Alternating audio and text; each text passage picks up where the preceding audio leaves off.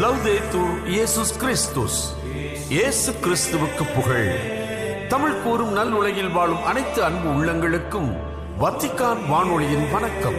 இறைவன் உங்கள் உள்ளத்தையும் இல்லத்தையும் தன் அன்பாலும் அருளாலும் அமைதியாலும் இன்றும் என்றும் நிரப்புவாராக.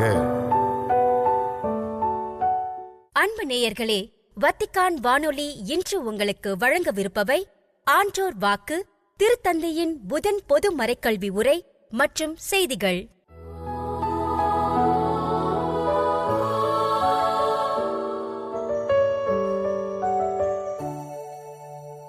ஆன்றோர் வாக்கு.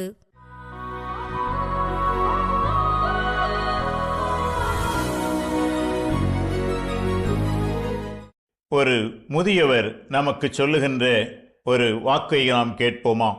அக்கென்சன் எலிசபெத் என்ற ஒரு முதியவர் தனது இளமை காலத்தை நினைத்து பார்க்கிறார். தான் இளமையிலே எவ்வளவு மகிழ்ச்சியோடு எப்படியெல்லாம் ஓடி ஆடி ஒரு குழந்தையாக இருந்தேன் என்பதை நினைத்து பார்த்த அவர் இவ்வாறு கூறுகிறார்: backwards, turn backwards, O time in your flight, make me a child again just tonight. ஓ காலமே, உனது ஓட்டத்தை பின்னோக்கி திருப்பு, இன்று இரவு மட்டும் என்னை ஒரு குழந்தையாக்கிவிடு என்று அவர் வேண்டுகிறார். நண்பர்களே, நமது வாழ்விலும் கூட நமது குழந்தை பருவத்தை நாம் நினைத்து பார்க்கும்போது எவ்வளவு மகிழ்ச்சியாக இருந்தேன், எவ்வளவு இன்பமாக இருந்தது என்றெல்லாம் வர்ணிக்கின்றோம்.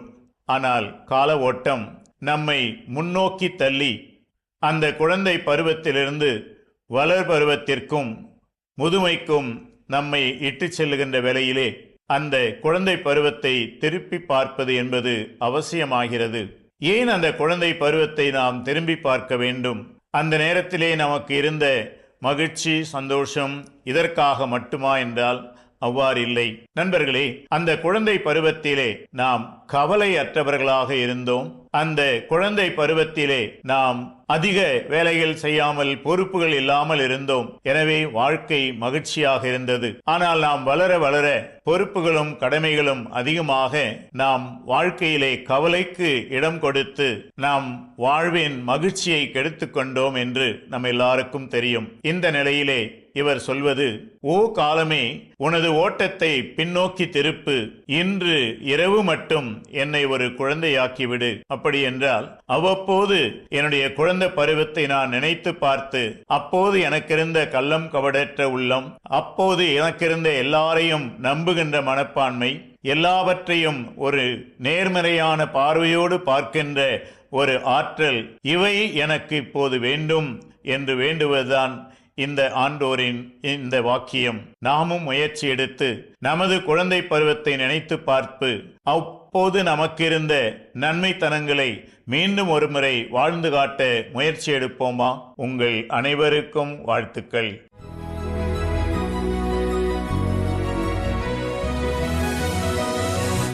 திருத்தந்தையின் புதன் பொது மறைக்கல்வி உரை. மே 13 புதன்கிழமை வத்திக்கானின் புனித பேதுரு பெருங்கோவில் வளாகத்தில் சரியாக காலை 10 மணிக்கு தனது புதன் பொது மறைக்கல்வி உரையை திருத்தந்தை 14ஆம் லியோ அவர்கள் தொடங்கினார். முதலில் திருத்தூதர் பணிகள் நூலிலிருந்து இறை வார்த்தைகள் ஆங்கிலம், இத்தாலி மற்றும் பல்வேறு ஐரோப்பிய மொழிகளில் வாசிக்கப்பட்டன. இப்போது வாசகத்திற்கு செவிமடுப்போம். பேதுரு, யோவான், யாக்கோபு, அந்திரேயா, பிலிப்பு, தோமா, பர்த்தலேமியு, மத்தேயு, அல்பேவியின் மகன் யாக்கோபு, தீவிரவாதியான சீமோன், யாக்கோபின் மகன் யூதா ஆகியோர் திரும்பி வந்த பின் தாங்கள் தங்கியிருந்த மேல் மாடிக்கு சென்றார்கள். அவர்கள் அனைவரும் சில பெண்களோடும் இயேசுவின் சகோதரர்களோடும் அவருடைய தாய் மரியாவோடும் இணைந்து ஒரே மனதோடு இறைவனிடம் வேண்டிக் கொண்டிருந்தார்கள். ஆமேன். இறை வார்த்தை வாசிப்புக்கு பிறகு திருத்தந்தை தனது புதன் பொது மறைக்கல்வி உரையை தொடங்கினார். Cari fratelli e sorelle, buongiorno e benvenuti. Il Concilio Vaticano II ha voluto dedicare l'ultimo capitolo della Costituzione dogmatica sulla Chiesa alla Vergine Maria. Ella è riconosciuta quale sovreminente e del tutto singolare membro della Chiesa, figura ed eccellentissimo modello per essa nella fede e nella carità. Queste parole ci invitano a comprendere come in Maria che sotto l'azione dello Spirito Santo ha accolto e generato il Figlio di Dio venuto nella carne. Si possano riconoscere sia il modello che il membro eccellente e la madre dell'intera comunità ecclesiale. Lasciandosi plasmare dall'opera della grazia venuta a compiersi in lei e accogliendo il dono dell'Altissimo con la sua fede e il suo amore virginale, Maria è un modello perfetto di ciò che la Chiesa tutta è chiamata ad essere. அன்புள்ள சகோதர சகோதரிகளே, காலை வணக்கம். உங்கள் அனைவரையும் அன்புடன் வரவேற்கிறேன். இன்று மே 13 அன்று பாத்திமா அன்னை மரியாவின் நினைவை நாம் கொண்டாடுகிறோம். இதே நாளில் 45 ஆண்டுகளுக்கு முன்பு புனித பேதுரு சதுக்கத்தில் இடம்பெற்ற புதன் பொது மறைக்கல்வி உரையின் போது திருத்தந்தை புனித 2ஆம் ஜான் பால் அவர்கள் மீது கொலை முயற்சி மேற்கொள்ளப்பட்டது. அன்னை மரியாவின் பாதுகாப்பினால் மட்டுமே அந்த தாக்குதலிலிருந்து அவர் உயிர் தப்பினார் என்பதை அவரே பலமுறை உறுதிப்படுத்தியுள்ளார். இதன் காரணமாக திரு அவையின் மாதிரியாக கன்னி மரியா என்னும் கருப்பொருளை கொண்ட இன்றைய மறைக்கல்வி உரையை எனது புனிதமான முன்னோடிக்கு அர்ப்பணிக்க விரும்புகிறேன். அனைத்தும் உங்களுடையது என்பதே அவரது தாரக மந்திரமாகும். 2ஆம் வத்திக்கான் பொது சங்கம் திரு அவை பற்றிய விசுவாச கோட்பாடு விளக்கத்தின் இறுதி அதிகாரத்தை கன்னி மரியாவுக்கு அர்ப்பணிக்க விரும்பியது. அவர் திரு அவையின் மிகச்சிறந்த முற்றிலும் தனித்துவமான உறுப்பினராகவும் நம்பிக்கை மற்றும் அன்பு பணியில் திரு அவையின் முன்மாதிரியாகவும் மிகச்சிறந்த மாதிரியாகவும் அங்கீகரிக்கப்படுகிறார்.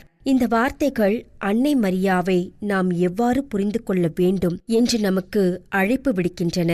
தூய ஆவியாரின் செயல்பாட்டினால் மனித உருவில் வந்த இறைமகனை ஏற்றுக்கொண்டு அவருக்கு வாழ்வளித்த மரியாவினிடத்தில் ஒட்டுமொத்த திரு அவை கூட்டமைப்பின் மாதிரி, மிகச்சிறந்த உறுப்பினர் மற்றும் தாய் ஆகிய இரு நிலைகளையும் நாம் கண்டு கொள்ள முடியும். அருளின் செயல்பாட்டால் தன்னை வடிவமைத்துக் கொள்ள அனுமதித்தாலும் அவரில் நிறைவேறிய உன்னத இறைவனின் கொடையை தனது நம்பிக்கையினாலும் கன்னிமையின் அன்பினாலும் வரவேற்றதாலும் ஒட்டுமொத்த திரு அவையும் எவ்வாறாக இருக்க அழைக்கப்படுகிறோம். இவ்வாறாக இருக்க அழைக்கப்படுகிறதோடு அதற்கு மரியா ஒரு மிகச்சிறந்த மாதிரியாக திகழ்கிறார். அதாவது ஆண்டவருடைய வார்த்தையினால் உருவான ஒரு படைப்பாகவும் தூய ஆவியாரின் செயல்பாட்டிற்கு பணிந்து நடப்பதன் மூலம் ஈன்றெடுக்கப்பட்ட இறைமக்களின் தாயாகவும் அவர் விளங்குகிறார். மேலும் நம்பிக்கையாளர்களுக்கெல்லாம் மேலானவராக திகழும் அன்னை மரியா இறை மக்களின் புனிதமான ஒன்றிப்பிற்குள் இறை மறைப்பொருளை நிபந்தனையின்றி ஏற்றுக்கொள்வதற்கு ஒரு மிகச்சிறந்த உதாரணமாக நமக்கு வழங்கப்பட்டுள்ளார். இதன் மூலம் அவர் திரு அவை கூட்டமைப்பின் ஒரு உன்னதமான உறுப்பினராக திகழ்கிறார். இறுதியாக நம்மிடையே வந்த அன்புக்குரிய இறைமகனின் வழியாக நம் அனைவரையும் பிள்ளைகளாக பெற்றெடுத்த அன்னை மரியா ஒட்டுமொத்த திரு அவையின் தாயாகவும் விளங்குகிறார். எனவே திரு அவையானது தன் விண்ணப்பங்கள் கேட்கப்படும், தான் பாதுகாக்கப்படும் மற்றும் அன்பு செய்யப்படும் என்ற அசைக்க முடியாத நம்பிக்கையுடன் ஒரு பிள்ளைக்குரிய உணர்வோடு அன்னை மரியாவை நோக்கி திரும்ப முடியும். கன்னி மரியாவின் இந்த அனைத்து பண்புகளையும் அவரை மறைப்பொருளின் திருவுருவமாக திகழும் பெண்மணி என்று அழைப்பதன் மூலம் வெளிப்படுத்தலாம். பெண்மணி என்ற சொல் இஸ்ரேலின் இளம் மகளாக திகழ்ந்த அவரது வரலாற்று யதார்த்தத்தை வலியுறுத்துகிறது. மெசியாவின் தாயாகும் அசாதாரண அனுபவம் இவருக்கே வழங்கப்பட்டது. திருவுருவம் என்ற சொல் அவரில் கீழ்நோக்கிய மற்றும் மேல் நோக்கிய என இருவகை இயக்கங்கள் நிறைவேறியிருப்பதை வலியுறுத்துகிறது.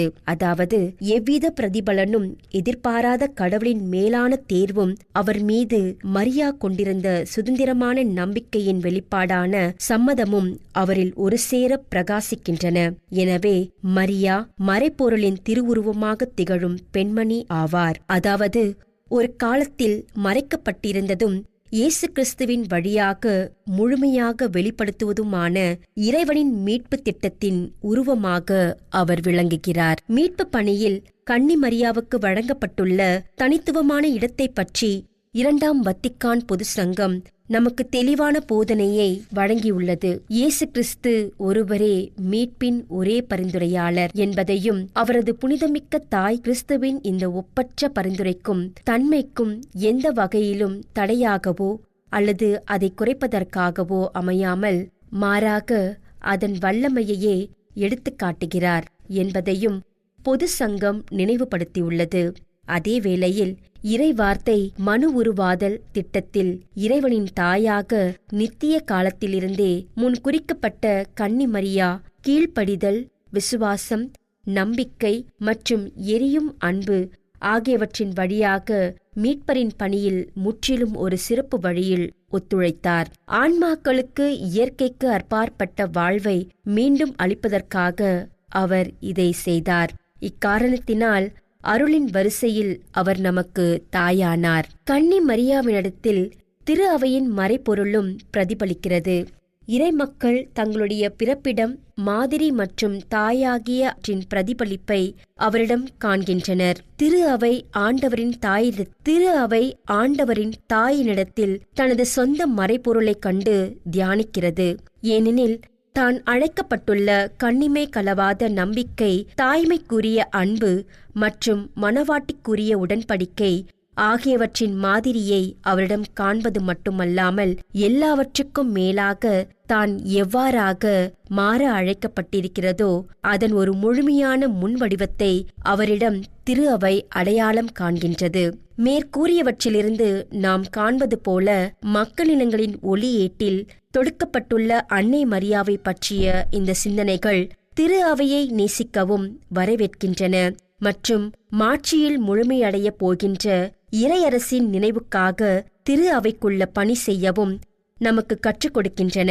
எனவே கன்னிமையையும் தாய்மையையும் ஒருங்கே கொண்ட மரியாள் என்னும் இந்த உன்னதமான மாதிரியால் நம்மை நாமே சோதித்துப் பார்ப்போம். அவருடைய முன்மாதிரியை பின்பற்றி நம்மிடம் எதிர்பார்க்கப்படுபவற்றிற்கு பதிலளிக்க அவரது பரிந்துரையின் வழியாக நமக்கு உதவுமாறு அவரிடம் வேண்டுவோம்.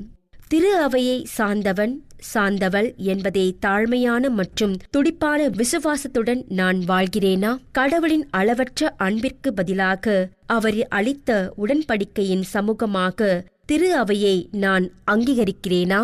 கடவுளால் வழங்கப்பட்ட ஆயர்களுக்கு பணிந்து நடப்பதன் மூலம் திரு அவையின் ஒரு வாழ்வு அங்கமாக என்னை நான் உணர்கிறேனா?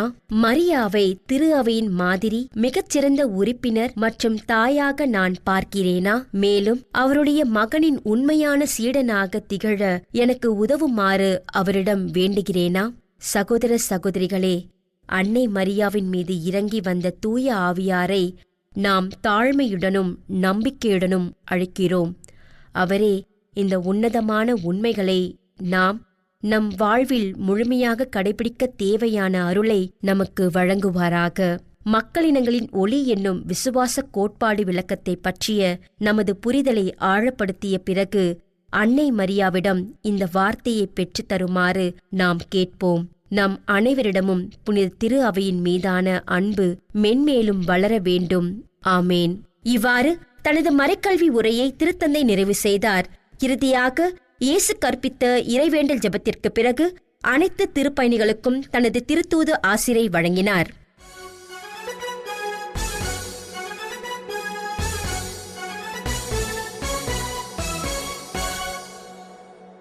செய்திகள். போர்கள், பொருளாதார நெருக்கடிகள், காலநிலை மாற்றம் மற்றும் அரசியல் நிலையற்ற தன்மை ஆகியவற்றால் அதிகரித்து வரும் உணவு பாதுகாப்பற்ற சூழலை எதிர்கொள்ள வலுவான மற்றும் மீள்திறன் கொண்ட வேளாண் உணவு அமைப்புகளை நிறுவ உலக தலைவர்கள் அழைப்பு விடுத்துள்ளனர். மே 12 செவ்வாய் அன்று தஜிகிஸ்தானின் துஷான்பே நகரில் இடம்பெற்ற ஐக்கிய நாடுகளின் உணவு மற்றும் வேளாண்மை அமைப்பின் ஐரோப்பியாவிற்கான 35வது வட்டார மாநாட்டில் உரையாற்றிய போது உணவு மற்றும் வேளாண்மை அமைப்பு, சர்வதேச வேளாண் வளர்ச்சி நிதியம் மற்றும் உலக உணவு திட்டம் ஆகியவற்றிற்கான திருப்பிடத்தின் நிரந்தர பார்வையாளர் பேரருள் திரு பெர்னாண்டோ சிகா அரேல்லானோ அவர்கள் கூறினார். அண்மைய ஆண்டுகளில் பெரும் இடையூறுகளை சந்தித்துள்ள வேளாண் உணவு அமைப்புகளில் மீள்திறன் இருக்க வேண்டும் என்ற திருப்பிடத்தின் அழைப்பை பேரருள் திரு அரேல்லானோ அவர்கள் வெளிப்படுத்தியுள்ளார். உணவு பாதுகாப்பை உறுதி செய்வதற்கு உற்பத்தியை அதிகரிப்பது மட்டும் போதாது என்று வலியுறுத்திய அந்த மாநாடு இயற்கை வளங்களை சுரண்டுவதை குறைத்து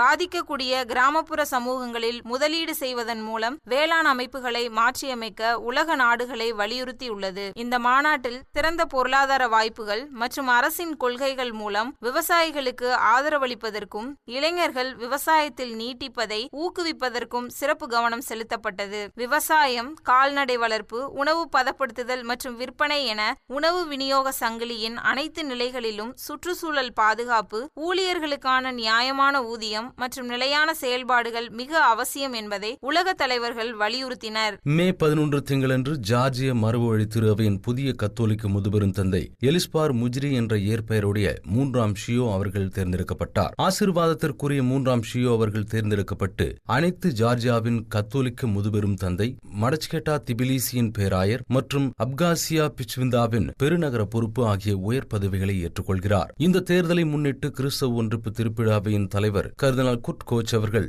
புதிய முதுபெரும் தந்தைக்கு வாழ்த்து செய்தி ஒன்றை அனுப்பியிருக்கிறார். அதில் இயேசு கிறிஸ்துவின் மந்தையை மேய்ப்பதற்கான புதிய முதுபெரும் தந்தையின் அழைப்பின் முக்கியத்துவத்தை அவர் சுட்டிக்காட்டியிருக்கிறார். மேலும் அவரது இந்த பணி நமது திரு அவைக்கிடையிலான ஒற்றுமை, அன்பு மற்றும் சகோதரத்துவ உரையாடலை வலுப்படுத்தும் என்றும் அவர் தனது விருப்பத்தை வெளிப்படுத்தினார். டிஜிட்டல் தொழில்நுட்பங்களின் சுற்றுச்சூழல் பாதிப்புகள் குறித்த புதிய கண்காணிப்பகம் தொழில்நுட்பம் மற்றும் நிலைத்தன்மை சார்ந்த முக்கிய உலகளாவிய சவால்களில் கவனம் செலுத்தும். இயற்கை வளங்களை சுரண்டுதல், டிஜிட்டல் உள்கட்டமைப்புகளின் அதிகரித்து வரும் ஆற்றல் தேவை மற்றும் தொழில்நுட்ப வளர்ச்சியால் ஏற்படும் சமூக மற்றும் சுற்றுச்சூழல் விளைவுகள் ஆகியவை இதில் முதன்மையான தலைப்புகளாக அமையும். இந்த முன்முயற்சியானது இளைஞர்கள் மீது டிஜிட்டல் தொழில்நுட்பங்கள் ஏற்படுத்தும் தாக்கங்களையும் ஆய்வு செய்யும். குறிப்பாக போதை, தீங்கு விளைவிக்கும் உள்ளடக்கங்கள் மற்றும் பலவீனமடைந்து வரும் சமூக உறவுகள் போன்ற பிரச்சனைகளை இது ஆராயும். முறையான கட்டுப்பாடுகள் மற்றும் சட்ட விதிகள் இன்னும் நடைமுறைக்கு வராத சூழலில் இப்பிரச்சனைகள் குறித்து இது விரிவாக கவனம் செலுத்தும். பெரிய தொழில்நுட்ப நிறுவனங்கள் தங்களின் கார்பன் உமிழ்வை குறைக்கவும் உலகம் முழுவதும் அதிகப்படியான ஆற்றல் நுகர்வை கட்டுப்படுத்தவும்